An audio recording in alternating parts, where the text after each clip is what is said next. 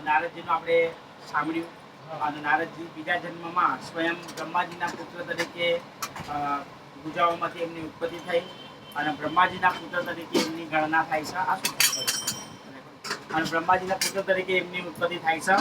અને નારદજી જે પાછળ જન્મના દાસીના પુત્ર હતા, પરંતુ બીજા જન્મમાં સાધુ સંતોની સેવા થકી એમના ઉચ્ચ પદ પ્રાપ્તિ થઈ. ભગવાનનું નામનું સ્મરણ એમણે કર્યું. એ જન્મમાં જે સાધુ મહંતોનું ઉચ્ચિષ્ટ ખાય એ કહેવાય કે ભગવાનના ભોગ લાગે એટલે મહાપ્રસાદ થઈ જાય. પરંતુ એના સાધુ મહંત સંતો મહંતો લે અમારા મંદિરમાં પણ જ્યારે ગુરુ મહારાજ આવતા તો જે પણ જમત એનું ઉચ્ચિષ્ટ થઈ જાય તો પછી અમે લોકો જે ભક્ત લોકો હોય જેમના શિષ્ય હોય તો એ ખાય તો એ મહાપ્રસાદ થઈ જાય. આવા સંતો મહંતોનું ઉચ્ચિષ્ટ ખાવાથી મહાપ્રસાદની આપણને મહાપ્રસાદની પ્રાપ્તિ થાય છે. અને સંતો આવતા હતા તો એમને જમાડતા હતા એમના માતાજી દાસી તરીકે. તો એ એમનું પતરાળો ઉઠાવવાનું કામ કરતા હતા. જે કહેવાય છે કે જે વ્યક્તિએ જે થાળીમાં પણ જમ્યા હોય યા તો પતરાળામાં જમ્યા હોય અને એ ઉઠાવવાની આપણે સેવા કરીએ તો એ જે સંતો મહંતો જમ્યા હોય એનું પુણ્ય કર્મ આપણને પ્રદાન થાય છે. ઇવન મહાભારતમાં રાજસૂય યજ્ઞ વખતે પણ બધાના પોતપોતાની સેવા યુધિષ્ઠિર મહારાજે આપી દીધી હતી. તો ભીમ કહે છે કે નહીં કૃષ્ણ ભગવાન તમે સેવા આપો, અમને બધાને તમે સેવા તો આપી દીધી પણ એ ખાલી આમ બહાર જ રહીને ઉભા રહીને બધું જોયા કરે અને બધા અતિથિઓનો સત્કાર સમારંભ કર્યા કરે તો એવું નહીં ચાલે. એમને પણ સેવા આપો.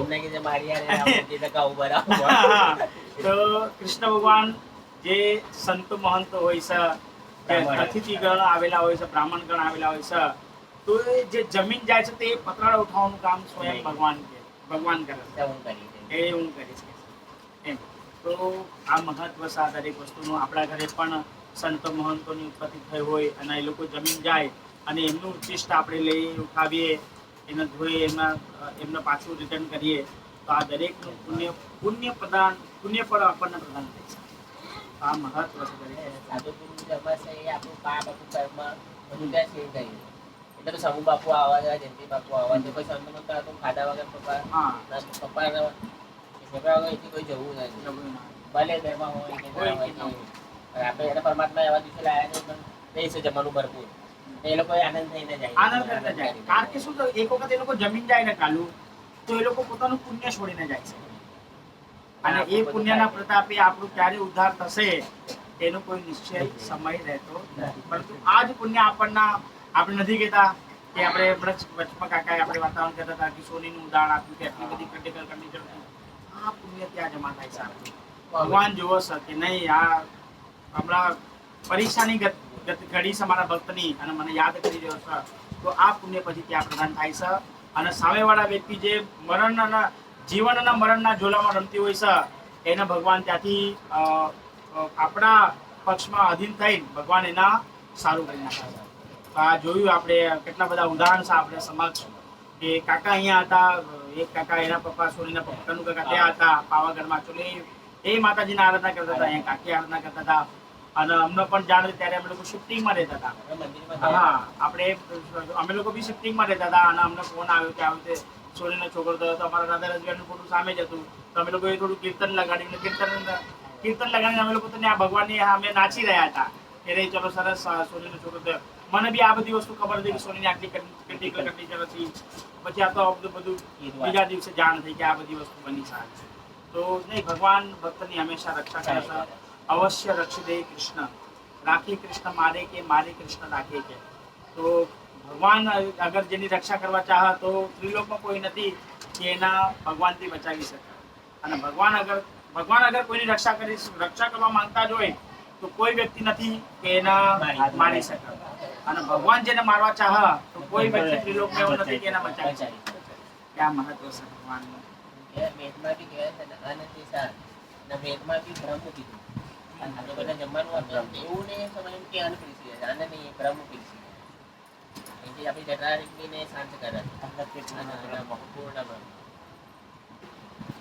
કથા જે આપણે હમણાં કરી રહ્યા છે આજે જ મેં કુંજલ કૃષ્ણ પ્રભુની કથામાં પણ સાંભળ્યું કે કથા જે વક્તા છે એની પણ શુદ્ધિ કરે છે અને કથા સાથે સાથે શુદ્ધિની સાથે સાથે બીજો એનો અભિપ્રાય એવો છે કે વૈષ્ણવોનો ભક્તિમાં વર્ધન કરે તો તો કથા છે એ ભક્તની જે વક્તા છે એની પણ શુદ્ધિકરણ કરે છે અને સાથે સાથે જે શ્રોતાઓ સાંભળે છે એમની ભક્તિમાં વર્ધન થાય એની માટે પણ આ બે વસ્તુની માટે કથા ભાગવતમની કથા હોય છે અને ઘણી બીજું મહત્વ પણ છે. આપણે થોડું આ વાંચીએ પછી થોડી એની ચર્ચા વિચારણા કરીશું.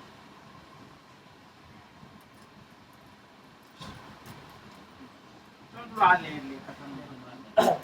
કથાનું મહત્વ એવું છે.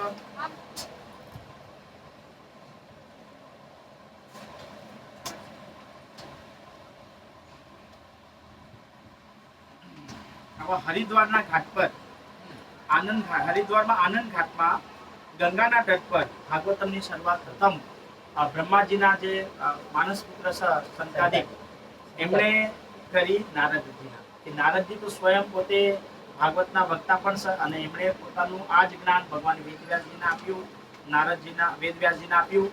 પરંતુ ભક્તિ દેવી હતી કે જેની ઉત્પત્તિ કર્ણાટકમાંથી થઈ, દ્રવિડ દેશમાંથી, અને ત્યાંથી એ આવ્યા મહારાષ્ટ્રમાં અને મહારાષ્ટ્રમાંથી ગયા પછી ગુજરાતમાં અને ગુજરાતમાં ગયા પછી એ રોગગ્રસ્ત થઈ ગયા, એ માંદા પડ્યા.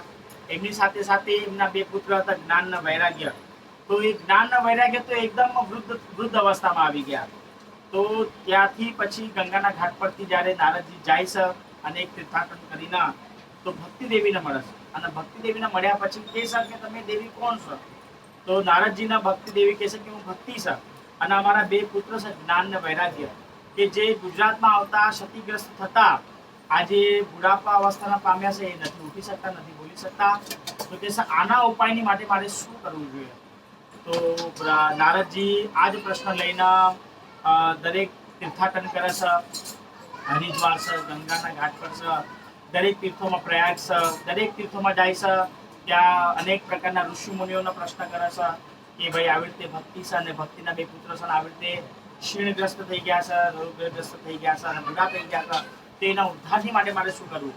તો લોકો કહે છે કે તમે ગીતા પાઠ કરો, તમે વેદ પાઠ કરો. તો કે તમે ગીતા પાઠ પણ કર્યો, વેદ પાઠ પણ કર્યો, પણ તે છતાં પણ એ રોગગ્રસ્ત નથી થઈ રહ્યા, ત્યાંથી ઉઠી નથી રહ્યા અને ફરીથી પાછા વયોવૃદ્ધ થઈ નથી રહ્યા. તો જ્યારે ફરતા નારદજી જ્યારે જાય છે ત્યારે શંકાદિક ઋષિઓની સાથે એમની ભેટ થાય છે. તો શંકાદિક ઋષિ પછી એમને કહે છે કે તમે બધા સંકલ્પ તો કર્યા, પરંતુ તમે અત્યાર સુધી શ્રીમદ ભાગવતમની કથા તમે શ્રવણ નથી કરી, તમે સાંભળી નથી. તમે અગર આ ભાગવતમની કથાનું શ્રવણ કરશો અને સાંભળશો અને ભક્તિ દેવી સ્વયં ત્યાં બિરાજમાન થશે તો એમનો પણ ઉદ્ધાર થશે અને સાથે સાથે એમના બંને પુત્રનો પણ ઉદ્ધાર થશે. તો કહે છે ઠીક છે, ક્યાં આપણે જઈને આ કથા કરીએ? તો સ્વયં શંકાદિક ઋષિ એમને કહે છે કે આપણે વૃંદાવન જઈએ, તે યમુનાના ઘાટ પર આપણે જઈને આપણી આ કથાનું શ્રવણ કરીએ.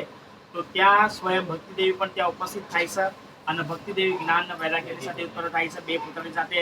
તો ભક્તિદેવી શંકાદિક ઋષિને કહે છે કે મારું સ્થાન ક્યાં છે? તો શંકાદિક ઋષિ કહે છે કે તમે તો ભક્તિદેવી છે, આ જેટલા પણ અહીંયા વૈષ્ણવગણ ઉપસ્થિત થયા છે, બ્રાહ્મણગણ ઉપસ્થિત થયા છે, એમના હૃદયમાં તમારું સ્થાન છે, તમારું તો પ્રથમ સ્થાન છે. તો તમે આવો અને તમારા જ્ઞાન અને વૈરાગ્ય તમારા બે પુત્રોને બી લાવો અને એમની આપણે બેસીને એમના તમે બેસાડો અને આપણે શ્રીમદ ભાગવતમની કથાની આપણે શરૂઆત કરીએ. તો જે સ્વયં શંકાદિક ઋષિ છે, જે બ્રહ્માજીના માનસ પુત્ર છે, એ આજે કથા કરી રહ્યા છે. નારદજી સ્વયં શ્રોતા છે અને એમની સાથે શ્રોતાઓમાં કોણ કોણ આવે છે? તો એમની સાથે શ્રોતાઓમાં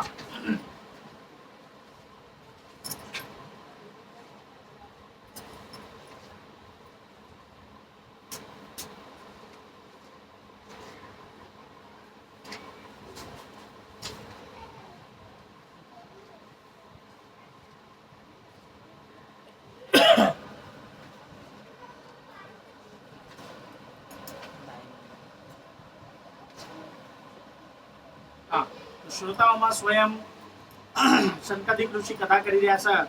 તો નારદજી કહી રહ્યા છે કે તમે દરેક લોકોને આમંત્રણ આપો.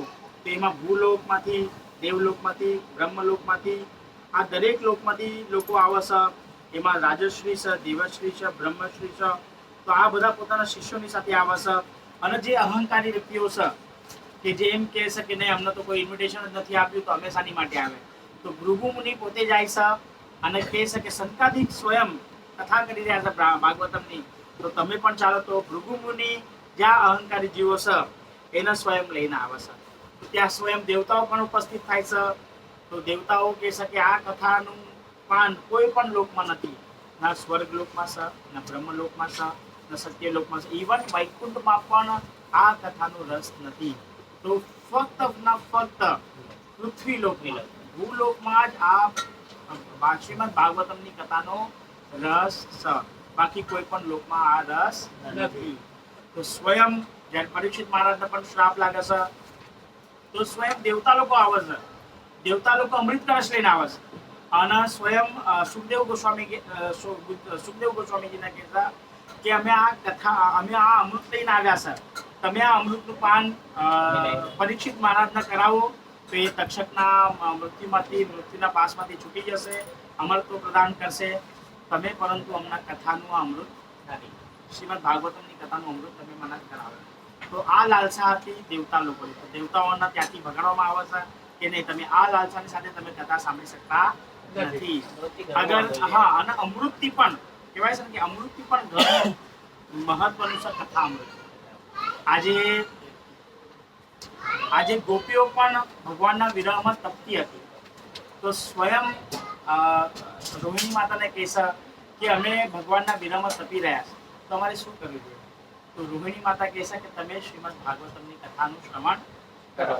તો આ તપ્ત જીવનમ કહેવાય છે ને, તવ કથામૃતમ તપ્ત જીવનમ ગોપી ગીતમાં સા. તો આપણે જે તપતા ગોળામાં ફસાયા છે આ ભૌતિક જગતમાં, તો આમાંથી અગર આપણને કોઈ પાર પાડશે તો એ કથામૃત છે ભગવાન. તો આ કથામૃતમાં આપણે હશું તો પછી આપણને કોઈ પણ વ્યથા આપણને લાગશે નહીં. કહેવાય છે ને કે જે કથામાં હોય છે એ વ્યથામાં નથી રહેતો, જે શ્લોકમાં હોય છે એ કોઈ દિવસ શ્લોકમાં રહેતો નથી. તો આ કથામૃતનું મહત્વ છે. તો સ્વયં દેવતાઓ આમ જ આવીને બેસી ગયા હોત એમને પણ આ અમૃતનું પાન થાત, પરંતુ દેવતા લોકમાં પણ આ અમૃત, દેવલોકમાં પણ આ અમૃત નથી. તો આ મહત્વ છે કથાનું. એમ તો આ મહાત્મયના સ્વરૂપમાં એક ગૌકર્ણની કથા આવશે, તો ચલો એ પણ આપણે કરી દઈએ કે તુંગભદ્રા નદીના કિનારા પર સત્યદેવ નામના એક મુનિ રહેતા હતા, બ્રાહ્મણ રહેતા હતા. તે અપ્રજ હતા. એમની પત્નીનું નામ હતી ધુંધકારી. કે એ પણ કોઈ દિવસ ભગવાનમાં વધારે માનતી નથી, કથા વગેરે શ્રવણ કરતી નથી, અને આવી રીતે દુરાચારી સ્ત્રીથી એમના લગ્ન થયા હતા. પરંતુ સત્યદેવ મુનિ એ ભગવાનના ભક્ત હતા. તો અપ્રજ હતા, કોઈ બાળક નહોતું એમના. તો એક દિવસ એમના તટ પર રડતા હોય છે. તો રડતા રડતા ત્યાંથી એક સંન્યાસી પસાર થાય છે. તો સંન્યાસીના પોતાની વ્યથા કહે છે. તો સંન્યાસી એમને એક ફળ પ્રદાન કરે છે કે આ ફળ તમે લઈ જાઓ અને તમારી સ્ત્રીને તમે ખવડાવજો ધુંધકારીના, તો એનાથી તમને પુત્રની પ્રાપ્તિ થશે. તો સત્યદેવ મુનિ ખુશ થઈ જાય છે અને પાછા ઘરે આવે છે અને પત્નીને કહે છે કે આ સંન્યાસીએ આપણને ફળ પ્રદાન કર્યું છે, તમે આને આરોગજો, તેથી આપણને સંતાનની પ્રાપ્તિ થશે. તો ધૂનકારી પણ દુરાચારી દુષ્ટ વિચારોની હોય છે. એ વિચાર કરે છે કે આગળ આ ફળ અગર હું ખાઈ લઈશ તો મને સંતાનની પ્રાપ્તિ થશે, અને સંતાન બી અગર સુખદેવ ગોસ્વામી જેવી થશે તો 12-16 વર્ષ મને પ્રસૂતિની પીડા સહન કરવી પડશે. એવામાં પણ અગર મારા ગામમાં કઈ આગ લાગી ગઈ તો હું અહીંયાથી ભાગી કેવી રીતે શકીશ? અગર આગ લાગી જશે તો ઘરમાં મારી નણંદ છે, તો એ બધું મારું ધન જે મેં એકત્રિત કર્યું છે એ બધું નષ્ટ કરી નાખશે. તો આવા બધા વિચારો ધૂનકારીના મનમાં આવવા લાગ્યા છે. તો નજીકના ગામમાં જ એની એક બહેન રહેતી હોય છે. તો એને બોલાવે છે ઘરે, અને સમય અનુસાર એ પ્રેગ્નેન્ટ જ હોય છે. તો એને કહેશે કે ભાઈ આવી રીતે મને ફળ પ્રદાન થયું છે, તો આ ફળ આપણે શું કરીએ? તો એની બેન એને કહેશે કે તું અમુક ધન મને આપી દેજે, હું હમણાં સગર્ભા છે, મારા કુખમાં જે પણ પુત્રની પ્રાપ્તિ થશે એ હું તને આપી દઈશ, અને આ ફળ આપણે આપણી જે ગૌ માતા છે એને આપણે ખવડાવી દઈએ. તો જે ફળની ઉત્પત્તિ જે સંન્યાસીએ આપેલી હોય છે સત્યવત મુનિના, તો એ ફળ ગૌ માતાને ખવડાવી દેવામાં આવે છે. તો ગૌ માતાના પણ પુત્ર થાય છે. અહીંયા ધૂનકારીની જે બેન હોય છે એને પણ પુત્ર થાય છે, અને ધૂનકારી ખોટો ગર્ભ રાખવાની હોય એવી રીતે નાટક કરીને સત્યદેવ મુનિની સામે રહે છે. તો જ્યારે એની બેનના પુત્ર થાય છે તો એની બેન એના પુત્ર આપી દે છે ધૂનકારીના. તો ધુંધલીને આપી દેશે તો ધુંધલીથી એનું નામ પડે તો ધુંધકારી. અને અહીંયા ગૌ માતાના પણ પુત્ર જન્મ થાય છે જેના મોટા મોટા ગૌ જેવા કર્ણ હોય છે, એટલે એનું નામ પડે છે ગૌકર્ણ. તો ગૌકર્ણ એક સત્યનિષ્ઠ, સત્યવાદી, શાસ્ત્રનો જ્ઞાતા અને પંડિત તરીકે એમનો વિદ્વાન થાય છે, મોટા જેમ જેમ મોટા થાય છે એવી રીતે. અને અહીંયા ધુંધલીથી ઉત્પન્ન થનારો પુત્ર ધુંધકારી કે જે એની બેનનો પુત્ર હોય છે. તો એ હંમેશા અસદાચારી હોય છે, લોકોનું ધન એકત્રિત કરે છે, અનેક પ્રકારની પાપ વૃત્તિ કરે છે, લૂંટારાઓથી ધન લૂંટીને લાવે છે, વૈશ્યાવૃત્તિ કરે છે. તો આ પ્રકારની એની વૃત્તિ હોય છે. તો મોટા થયા પછી 5 વૈશ્યા સ્ત્રીના પોતાના ઘરમાં લાવીને રાખી દે છે. તો આ બધું જોઈને સત્યદેવ મુનિ તો બહુ ચિંતિત થઈ જાય છે. તો પછી ગોકર્ણ આવે છે અને ગોકર્ણ એના પિતાને સમજાવે છે કે તમે અહીંયાથી હવે ચાલ્યા જાઓ, તમારી ઉંમર પણ થઈ ગઈ છે, તમે હવે વનમાં નીકળી જાઓ અને ભગવાનના તમે નામ જપ કરો, ભગવાનનામાં તમે એકત્રિત થઈ જાઓ. અને અહીંયા ધુંધલી જે એની સ્ત્રી હોય છે, ધુંધકારીના અનેક પ્રકારના પાપોચારો જોઈને એક કૂવામાં પડીને પોતાનો દેહ ત્યાગ કરી નાખે છે. તો હવે 5 વૈશ્યા સ્ત્રીને લાવેલો હોય છે. તો અનેક પ્રકારના પાપાચાર કરે છે અને અનેક પ્રકારનું ધન લૂંટીને લાવે છે. તો એ સ્ત્રી વૈશ્યા 5 વૈશ્યા સ્ત્રી વિચાર કરે છે કે આની પાસે ધન હવે વધારે સમય રહેવાનું નથી. તો સળગતા કોલસા આવે છે, એને 5 સ્ત્રીઓ બાંધી નાખે છે એના જ ઘરમાં અને કોલસા એના મુખમાં નાખીને એના મૃત્યુ પમાડી દે છે. અને જે જગ્યાએ રહેતો હોય છે ત્યાં જ એને દાટી નાખે છે. દાટ્યા પછી એ 5 સ્ત્રીઓ ત્યાંથી પલાયન કરી નાખે છે કે આપણે બીજા કોઈના પકડીશું.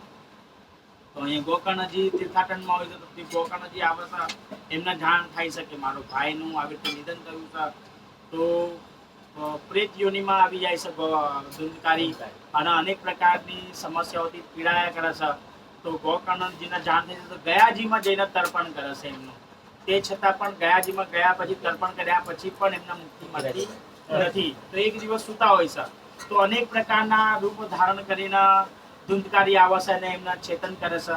તો એક દિવસ કમંડળમાંથી જળ લે છે ગોકર્ણજી અને જળને અભિમંત્રિત કરીને એક જગ્યાએથી છાંટે છે. તો છાંટે છે તો એવી તે જ ધુંધકારી કહે છે કે ભાઈ હું તમારો ભાઈ છે અને આવી રીતે આ 5 વૈશ્યા સ્ત્રી હતી જેનાથી મેં ધન ઉપાર્જન કર્યું તે બધું લઈને નાસી ગઈ અને મને આવી રીતે જ આ ઘરમાં અહીંયા દાટી દીધો છે. તો મારા મુક્તિની માટે તમે કઈ પ્રયાસ કરો. તો કે તારા મુક્તિની માટે તો મેં સ્વયં ગયાજીમાં જઈને તારું તર્પણ કર્યું છે અને એ છતાં પણ તને મુક્તિ નથી મળી. તો કે છે નહીં, મારા પાપ જ એટલા હતા કે મને એનાથી પણ મુક્તિ મળી નથી.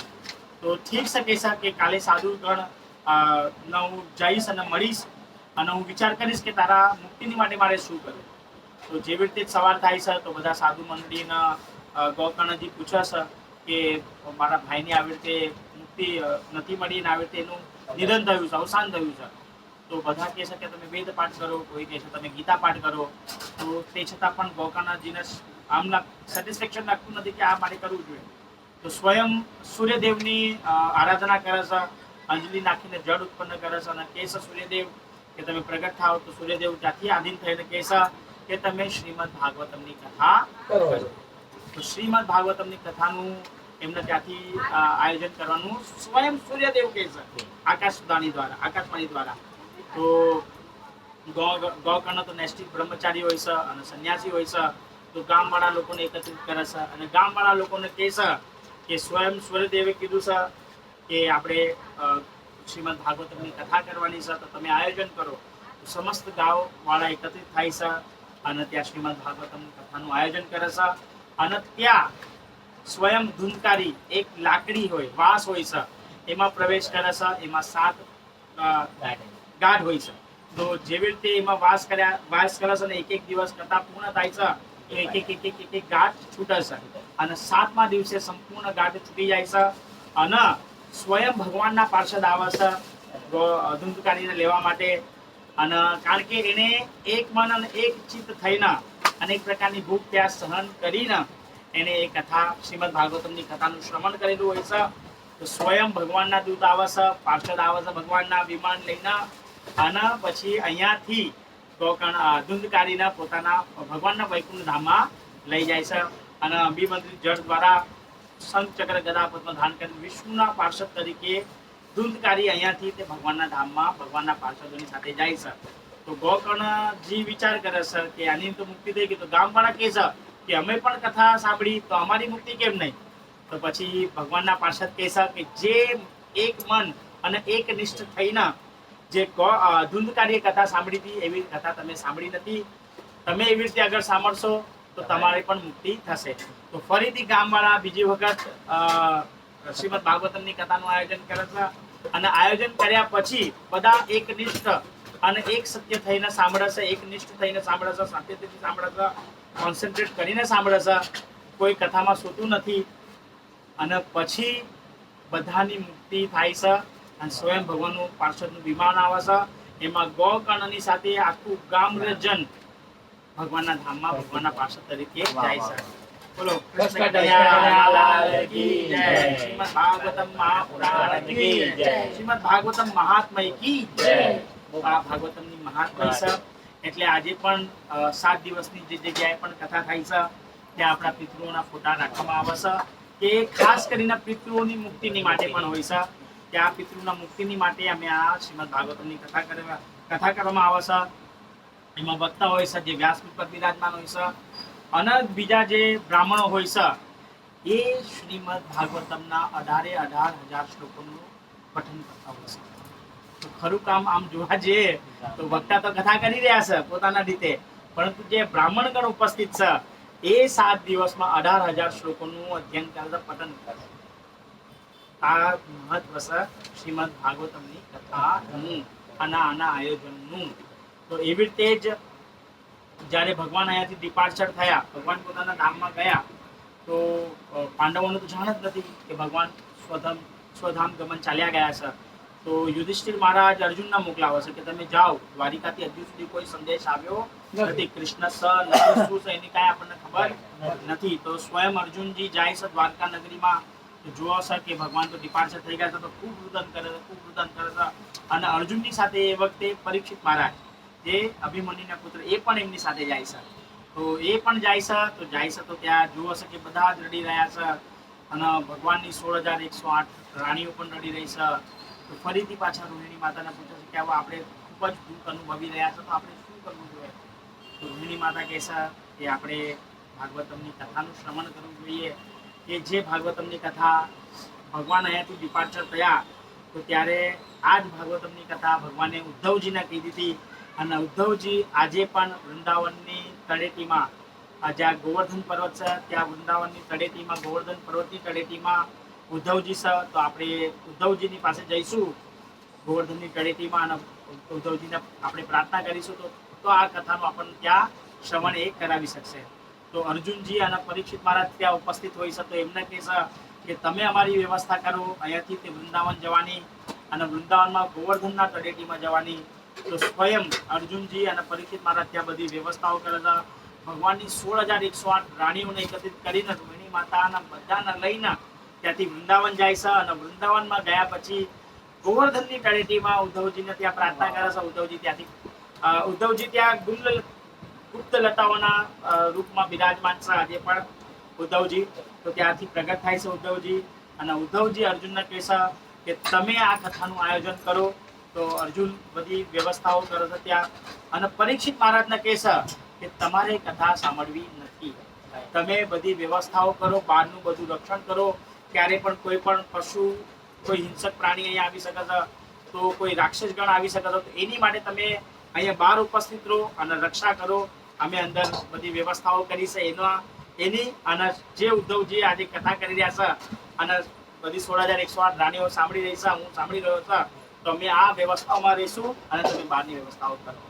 તો પરીક્ષિત મહારાજ એ વખતે શોક અનુભવે છે કે આટલી બધી વ્યવસ્થા અને ભગવાનની કથાનું મને આજે શ્રવણ નહીં થશે. તો ભગવાનની પાસે પ્રાર્થના કરે છે. તો ભગવાન કહે છે કે નહીં, જ્યારે તારો સમય વ્યવસ્થિત રીતે આવશે ત્યારે હું મારા શ્રોતાને મોકલાવીશ અને એ તને ભાગવત કથા કરશે. તો એ વખતે જે વ્યવસ્થાઓ કરેલી ભગવાને અને અર્જુને અને પરીક્ષિત મહારાજે, તો જો ભગવાને સ્વયં જ્યારે એમને પણ 7 દિવસનો શ્રાપ મળ્યો શૃંગી ઋષિના દ્વારા. શમીક ઋષિ હતા અને એમનો પુત્ર હતો શૃંગી. અને એ સમયમાં અમે આજે કથામાં સાંભળ્યું, એ સમયમાં એ લોકો એટલા બળવાન, તેજસ્વી અને તપનિષ્ઠ હતા કે જે બ્રાહ્મણ લોકો કહેતા ને એ અને શ્રાપ પણ આપતા ને તો એ વસ્તુ નિશ્ચય થઈ જતી. તો ભૂખ પ્યાસથી પરીક્ષિત મહારાજ મુગિયારામાં જાય છે તો ભૂખ પ્યાસથી વંચિત ભૂખ અને પ્યાસ એમને લાગેલી હોય છે. તો શમીક ઋષિનો આશ્રમ હોય છે. તો શમીક ઋષિના આશ્રમમાં જાય છે. તો શમીક ઋષિ ધ્યાનમાં હોય છે. તો આટલા મોટા રાજા ચક્રવર્તી સમ્રાટ રાજા હોય છે પરીક્ષિત મહારાજ, અને અહીંયા શમીક ઋષિ ધ્યાનમાં છે. કોઈ પણ પ્રકારનું રિએક્શન એમને આપી નથી રહ્યા. તો આ જોઈને પરીક્ષિત મહારાજનો થોડો ક્રોધ આવી જાય છે. અને ક્રોધ આવ્યા પછી એ ત્યાં એક સર્પ મળેલો હોય છે. તો એ સર્પને પોતાના બાણથી ઉઠાવે છે અને શમીક ઋષિના ગળામાં નાખી દે છે અને ત્યાંથી પલાયન થઈ જાય છે. તો આ જ વસ્તુ જે આશ્રમમાં રહેતા શમીક ઋષિના શિષ્ય હોય છે એ ન જાણ થાય છે. તો એમાંથી એક શિષ્ય જાય છે કે શૃંગીની પાસે. તો એ શૃંગીને જાણ થાય છે કે પરીક્ષિત મહારાજ ચક્રવર્તી સમ્રાટ રાજા છે અને એમણે આ કૃત્ય કર્યું કે મારા પિતાના ગળામાં એમણે શ્રાપ પહેરાવી દીધો. તો ત્યાં ગંગાનું જળ હાથમાં લેશે અને જળ લઈને અંજલિ લઈને ત્યાં શૃંગી પરીક્ષિત મહારાજને શ્રાપ આપે છે, કારણ કે બ્રાહ્મણ પુત્ર છે, તપસ્વી છે. અને એ શ્રાપ પરીક્ષિત મહારાજને લાગી જાય છે કે 7 દિવસની અંદર તક્ષક નાગ દ્વારા 7 દિવસની અંદર પરીક્ષિત મહારાજનું પણ મૃત્યુ થશે. હવે આપણે કહીએ છીએ કે પરીક્ષિત મહારાજે મુકુટ પહેર્યું હતું અને છેલ્લું સ્થાન કળિયુગનું સ્થાન આ 4 જગ્યાએ તો આપ્યું હતું. જે જગ્યાએ નશા થાય છે, જે જગ્યાએ જુગાર રમાય છે, જે જગ્યાએ માંસાહાર થાય છે, જે જગ્યાએ પરપોષણ થાય છે, અને 5મું સ્થાન આપ્યું હતું રજતમાં. રજત એટલે સોનું. તો આપણે એમ વિચાર કરીએ કે સોના પરીક્ષિત મહારાજે મુકુટ પહેરેલું સોનાનું, તો એના કારણે પરીક્ષિત મહારાજ ત્યાં કર્યું હતું. નહીં, પરંતુ એવું નથી. અગર કળિયુગે અગર પ્રથમ કોઈને પકડ્યા છે તે બ્રાહ્મણને પકડ્યા છે, કારણ કે બ્રાહ્મણ એ ભગવાનનું મુખ છે. તો મુખ દ્વારા આપણે બ્રાહ્મણોને પ્રથમ પકડ્યા છે. કોણે? કળિયુગે. અને બ્રાહ્મણ દ્વારા જ આજે શ્રાપ આપ્યો શૃંગી ઋષિ દ્વારા પરીક્ષિત મહારાજ. તો પહેલા કળિયુગે પકડ્યા છે બ્રાહ્મણ, તો શ્રાપ આપી દેશે. અહીંયા શમીક રાજાને જાણ થાય છે. શમીક રાજા શમીક ઋષિ સમાધિમાંથી જાગૃત થાય છે. તો જોવા છે કે મારા પુત્રએ તો શ્રાપ આપી દીધો. અરે ચક્રવર્તી સમ્રાટ રાજા છે પરીક્ષિત મહારાજ, આજે દરેક આજે રાજા પોતાની પ્રજાનું સારી રીતે પાલન કરી રહ્યા છે અને એના શ્રાપ આપી દીધો. તો શમીક ઋષિ પછી પોતાના આશ્રમમાંથી પોતાના શિષ્યને મોકલાવે છે અને પરીક્ષિત મહારાજને જણાવે છે કે મારા પુત્ર દ્વારા આ કૃત્ય થયું છે, તમે શ્રાપ પહેરાવ્યો મને, પરંતુ મારા પુત્રએ તમને શ્રાપ આપ્યો છે કે 7 દિવસની અંદર તમારું પણ તક્ષક નાગ દ્વારા મૃત્યુ થશે. તો પછી પરીક્ષિત મહારાજ પોતાનું રાજપાટ છોડીને વલ્કલ વેશ ધારણ કરીને ગંગાના તટમાં નીકળી જાય છે. અને ત્યાં 80,000 ઋષિમુનિઓ ઉપસ્થિત હોય છે. અને એ બધા ઋષિમુનિઓ બધા મોટા મોટા ઋષિમુનિઓ છે. એમાં પરાશર છે, વેદવ્યાસજી છે, સ્વયં વેદવ્યાસજી સુખદેવજીના પિતા છે. બધા જ મોટા મોટા ઋષિઓ ત્યાં ઉપસ્થિત છે. અને એ મોટા મોટા ઋષિઓ જ્યારે પરીક્ષિત મહારાજને જાણ થાય છે કે એમનો શ્રાપ, તો બધાના મુખારવિંદમાં છે કે તમારે આ કરવું જોઈએ, તમારે આ કરવું જોઈએ, પરંતુ કોઈના પણ જીવા પર શબ્દ આવી રહ્યા નથી. તો ત્યાં જ પછી પરીક્ષિતની સભામાં સુખદેવ ગોસ્વામી આવે છે અને સ્વયં ભગવાનના પાર્ષદ છે રાધાની માતાના. તો જે મોટા મોટા ઋષિ મુનિઓ હોય છે પોતાની મોટી મોટી દાઢી હોય છે, તો એ દાઢીથી રસ્તો સાફ કરે છે કે નહીં. પરીક્ષિત મારા સુખદેવ ગોસ્વામી જે આવી રહ્યા ભગવાનના પાર્ષદ છે, તો પોતાનો રસ્તો સાફ કરવા માટે પોતાની મોટી મોટી દાઢીથી રસ્તો સાફ કરી રહ્યા છે અને સુખદેવ ગોસ્વામીનું આગમન કરી રહ્યા છે. તો આ જ આગમન થકી પછી પરીક્ષિત મહારાજના 7 દિવસની કથાનું જે આયોજન થાય છે શ્રીમદ ભાગવતમની, અને પરીક્ષિત મહારાજ તો 2-3 દિવસ થઈ જાય છે, કોઈ પણ જળ ગ્રહણ નથી કરી રહ્યા, કઈ અનાજ ગ્રહણ નથી કરી રહ્યા, એક નિષ્ઠ અને એક સત્ય થઈને કથાનું શ્રવણ કરી રહ્યા છે. તો સ્વયં સુખદેવ ગોસ્વામી પણ કહે છે કે તમે કઈ જલપાન તો કરો, કે છે નહીં, આ જલના કારણે તો મને આ શ્રાપ મળ્યો, તો મારે કે કોઈ પણ વસ્તુ ધારણ નથી કરવી અને મારે ખાલી કથામૃત એટલે કથામૃત જ ધારણ કરવું. તો આ રીતે 7 દિવસની કથાઓનું આયોજન થયું અને શ્રીમદ ભાગવતમની કથા સુખદેવ ગોસ્વામીએ સ્વયં પરીક્ષિત મહારાજને પણ કહી. અને આ છેલ્લા છેલ્લા જ વક્તા અને શ્રોતા હતા. એની પછી સુખદેવ ગોસ્વામીએ કોઈને પણ કથા કરી નથી, કારણ કે પરીક્ષિત જેવા શ્રોતા એમને મળ્યા જ નથી. હવે આજના શ્રોતા ભાગવતમની કથામાં આપણે જઈએ તો થોડી કથા ચાલુ થાય કે સુઈ જાય, એમ થોડી કથા થાય, થોડી કથા શરૂઆત થાય કે કોઈના પગ દુખે તો બહાર ચાલ્યા જાય, કોઈ મોબાઈલ જોવે, કોઈ આ કરે, કોઈ તે કરે, તો કોઈ પણ એક ચિત્તથી આ કથાનું શ્રવણ કરતા નથી, એટલે આપણને ફળ પ્રદાન થતું નથી. માટે કથાના આપણે અગર એકનિષ્ઠ અને એક શ્રદ્ધાથી સાંભળીશું તો અનેક પ્રકારના આપણો પાપો છે, અનેક પ્રકારના આપણા દુષ્કર્મ છે, એ કથાના શ્રવણ માત્રથી જ નષ્ટ થઈ જાય છે. આ કથાનું મહત્વ છે. એમ ભજન દ્વારા ભજનમાં બી કે ભાઈ પરીક્ષિત રાજાને જ્યારે અજ્ઞાન જોઈને ઋષિના ગળામાં નાખ્યો, સમજાવી એ બી બહુ સરસ સમજાવી. ગોકર્ણની વાત કરી હા કે આપણે આવી રીતે પછી 7 દિવસે કથા થાય પરીક્ષિત રાજાની. આ મોમેન્ટ મુકાવડ્યા આપણે ગોકર્ણની વાત કરી તો મીન્સ આપણે સતયુગની આપણે દ્વાપરયુગની વાત થઈ ગઈ, કળિયુગ આવતા આવતા આપણે સારું બોલાતા નહીં. કળિયુગની વાત જ આપણે હમણાં સાંભળીએ જે થયેલી પછી આ બધું.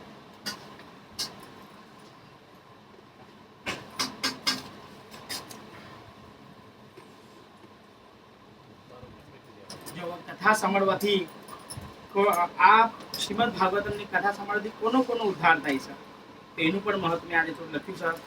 તો ભગવાનની કથાનો મહિમા અપરંપાર છે, અને આ કથા સાંભળવાથી જે વ્યક્તિએ મોટામાં મોટું પાપ પણ કર્યું હોય, પાપી, દુરાચારી, ક્રોધી, કુટિલ, કામી, અસત્યવાદી, માતૃપિતૃ નિંદક, દંભી, હિંસક, શરાબી, પછી બ્રહ્મ હત્યારા, ચોરી જે કરે છે એ ચોર, ગુરુપત્ની કામી, ક્રૂર, નિર્દય, વ્યભિચારી, બધા લોકો ભગવાન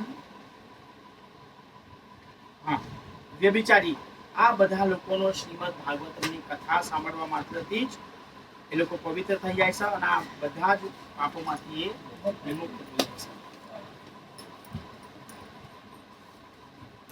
વિચાર કરો કે આ કેટલું મહત્વ છે, ભાગવતમનું કથાનું કેટલું મહત્વ છે. એવી રીતે ગોકર્ણનું આપણે હમણાં સાંભળ્યું કે 7 દિવસ એમને કથા કરાવી એમના ભાઈના તેજોનીમાંથી કરાવવા માટે. એ રમેશભાઈ ઓઝાની અમરની કથામાં ભાઈ શ્રી કથા કરવા આવવાના એક કૂતરો હતો તે ત્યાં પેલી દિવસે પહેલો દિવસ આવ્યો ને કૂતરો, પહેલા દિવસે તો બધા સેવક લોકો બહુ ભગાવવાની કોશિશ કરી પણ એ ત્યાંથી ગયું જ નહીં. ભાઈ શ્રી એવી પછી કીધું કે સર રહેવા દો નથી એ પછી એવી 7 દિવસ કથાનો ટાઈમ થાય આવવા કથા પણ એટલે જાય રોજનો નિયમ. જેવી રીતે 7મા દિવસની કથા શ્રવણ થઈને પતિને સર ત્યાં એને એનું વેચવું અરે વાહ બહુ સારું સાંભળી એને કથા એક ચીજ એક મને એને સાંભળી હશે અને એનું બી કાંઈ હશે કાંઈ 5000 નું એનું પુણ્ય હશે તો એને કંઈક શ્રીમદ ભાગવતમમાં પોતાનું પૈસા એને વાપર્યા હશે અને સત્કર્મમાં વાપર્યા હશે. તેના અંતિમ સમયમાં કૂતરાની યોનિ હતી અને કૂતરાની યોનિમાંથી ભાગવતમ સાંભળવાથી એની મુક્તિ થઈ કથા ચાલી રહી હતી તો સાપ બી એ કથા સાંભળે તડપી રહ્યો હતો સાપ, અને કથા બી સાંભળી રહ્યો હતો 7 દિવસ. તો જેવો 7મો દિવસ થયો ને એ સાપ અંદર ને અંદર જ મરી ગયો. એ આવી રીતે જ કથા.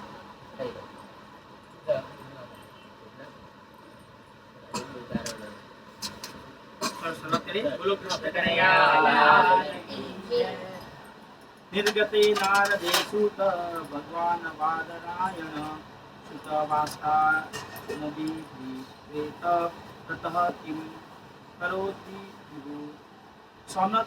સોનક મુનિ સુતજીને પૂછવા લાગ્યા કે નારદજી વ્યાસજી પાસેથી નીકળી ગયા પછી વ્યાસજીએ શું કર્યું તેની કથા હવે તમે મને સંભળાવો.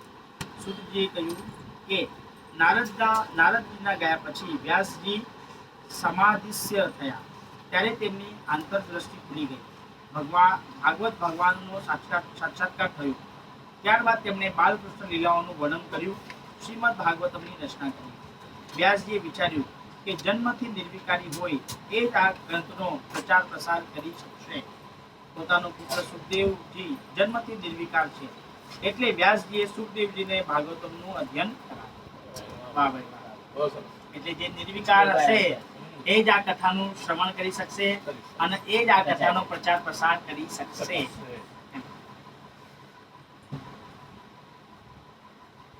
હવે રાજશ્રી પરીક્ષિતનો જન્મ, કર્મ તથા મોક્ષ અને પાંડવોનું મહાપ્રયાણ હું તમને કહું છું. તે અગાઉથી તેમાંથી જ ભગવાન કૃષ્ણની અનેક કથાઓ પણ નીકળે છે. તે તેમને કહું છું તે સાંભળો. કુરુક્ષેત્રમાં અનેક વીર યોદ્ધાઓ વીરગતિ પામ્યા અને ધૃતરાષ્ટ્રના પુત્ર દુર્યોધનની સાથળો ભીમસેને ફેંકેલી ગદાના પ્રહારથી ભાગી ગઈ. ત્યારે પોતાના રાજા દુર્યોધનને રાજી કરવા માટે અશ્વત્થામાએ પાંડવોને મારી નાખવાનું બીડું ઝડપ્યું. પણ ભૂલથી અશ્વત્થામાએ પાંડવોના નિંદ્રાવશ 5 પુત્રોના મસ્તકો કાપી દુર્યોધન પાસે હાજર કર્યા.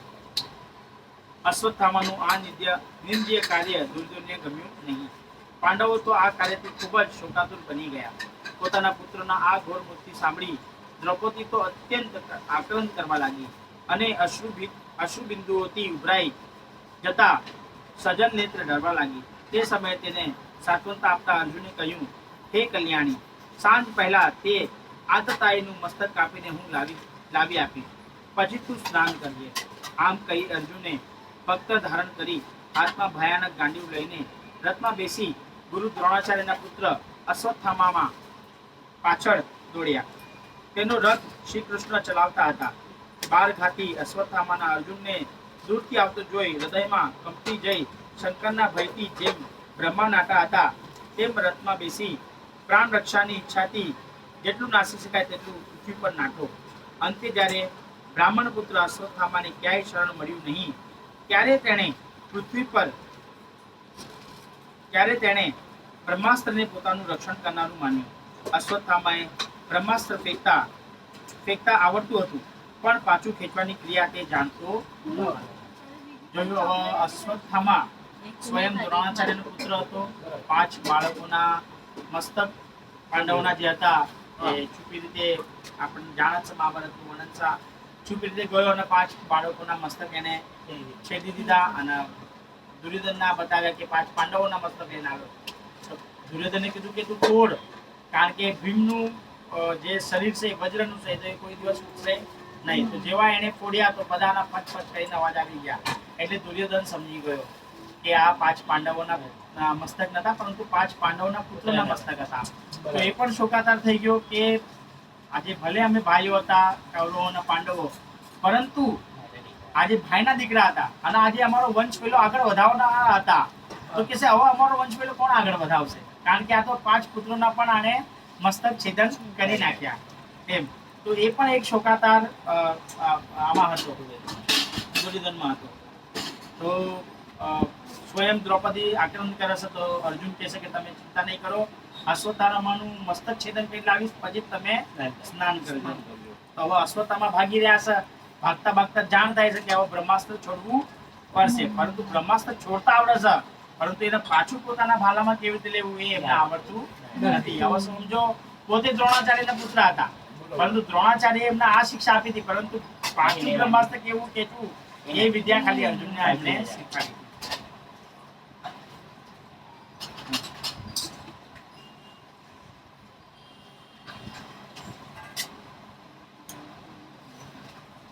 અંતે જ્યારે બ્રાહ્મણ પુત્ર અશ્વત્થામાને ક્યાંય શરણ મળ્યું નહીં ત્યારે તેણે બ્રહ્માસ્ત્રનું પોતાનું રક્ષણ કરનાર માન્યું. અશ્વત્થામાએ બ્રહ્માસ્ત્ર ફેંકતા આવડતું ન હતું, પણ પાછું ખેંચવાની ક્રિયા તે જાણતો ન હતો. છતાં એ પ્રાણ સંકટનો પ્રસંગ આવ્યો ત્યારે તેણે જનનું આચમન કરી ધ્યાન ધરી અર્જુનની સામે બ્રહ્માસ્ત્ર છોડ્યું. બરાબર. અમોઘ બ્રહ્માસ્ત્રનું પ્રબળ તેજ જોતા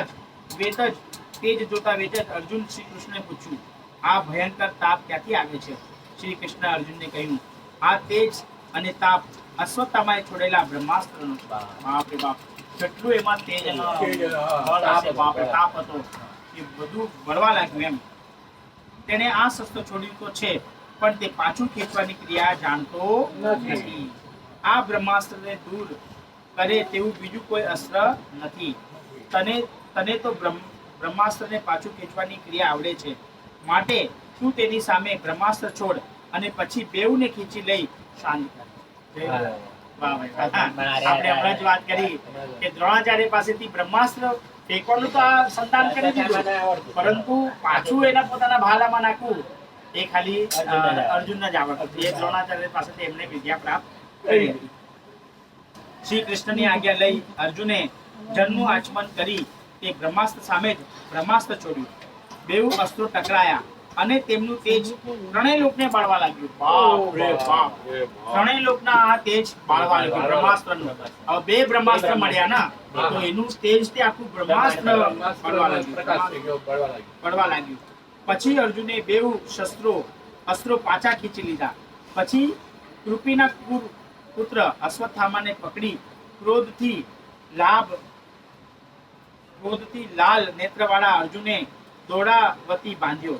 શ્રી કૃષ્ણએ કહ્યું, હે અર્જુન, આ આતતાઈએ નિરપરાધ નિંદ્રાવશ બાળકોનો રાત્રિનો સમય વધ કર્યો છે, માટે તું તેને મારી નાખ. જે નિર્દય ખલ પુરુષ પારકા પ્રાણોથી પોતાના પ્રાણોને પોષે છે, તેનો નાશ કરવો એ તેનું પોતાનું જ કલ્યાણ છે. વળી તે દ્રૌપદી પાસે મારા સામર્થ્ય જ પ્રતિજ્ઞા કરી છે, માટે તું અશ્વત્થામાનો વધ કરી દે. શ્રી કૃષ્ણએ અર્જુનની આ પ્રમાણે ધર્મ બુદ્ધિની પરીક્ષા કરતા ખૂબ જ ઉશ્કેરી. એટલે ભગવાન અર્જુનની પરીક્ષા જ કરી રહ્યા હતા, કારણ કે બ્રાહ્મણોનું એ સમયમાં બહુ જ મહત્વ હતું. આજે આપણે જોયું કે બ્રાહ્મણના પુત્ર હતો શૃંગી, પરંતુ એમણે જનની અંજલિ લીધી અને શ્રાપ આપ્યો, અને એ શ્રાપ સ્વયં પરીક્ષિત મહારાજને લાગી પણ ગયો. તો એ સમય પર મેં આજે સાંભળ્યું કથામાં કે રાજાઓ પણ છે ને, જે ક્ષત્રિય રાજાઓ હતા એ પણ બ્રાહ્મણોથી ખૂબ ડરતા, અને જેવું બ્રાહ્મણ લોકો બી જાય ને તેમને દંડવત પ્રણામ કરતા કે આ મને કઈ શ્રાપ ના આપી દે, ભાઈ મારી ક્રિયા ઉલટી થઈ હોય તો મને શ્રાપ ના આપી દે. પૂજનીય ગણાતા હતા અને મસ્તક હતા ભગવાન. એમની પાસે એ હતું કે એમના વચનોથી જ બધું થઈ જતું હતું. હા.